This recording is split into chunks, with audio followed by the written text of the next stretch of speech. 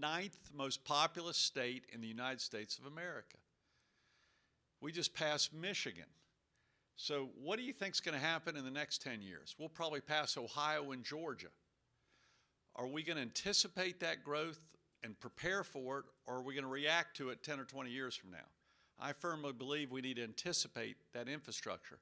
So I want to connect our towns with each of the regions, metropolitan and economic engines of the state, so no one town, regardless of size, is left stranded out there by itself, because we have to connect to the towns and cities, even across the borders into Virginia and Tennessee and South Carolina, if we're going to compete, not only for roads and rail in our ports, but also for our community colleges and also for our universities and also for our state parks, which is very important for our travel and tourism and quality of life. We have not updated our infrastructure in North Carolina for a long time. It's not if we need to do it, it's when we're going to do it. And the longer we wait, the more expensive it's going to get. So I think that's very important to the ag community. I think our biggest challenge in ag right now is the average age of a farmer is about 58 years old.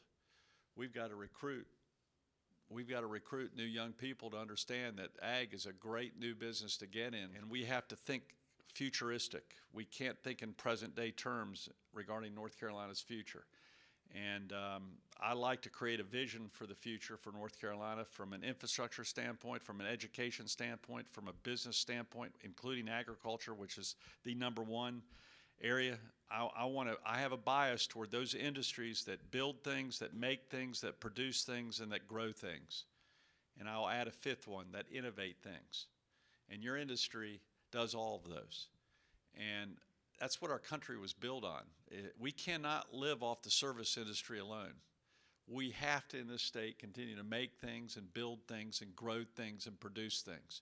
And that's why, along with the Lieutenant Governor, who I thought did an outstanding job, I don't know if he's in the audience anymore, but he did an outstanding job of, along with Commissioner Troxler, in pushing me. They didn't have to push me too hard, but they approached me and said, we've got to get more competitive in the production of ag products right here in North Carolina. There's no reason why all these, many of the production is being occurring in other states and other parts of the world.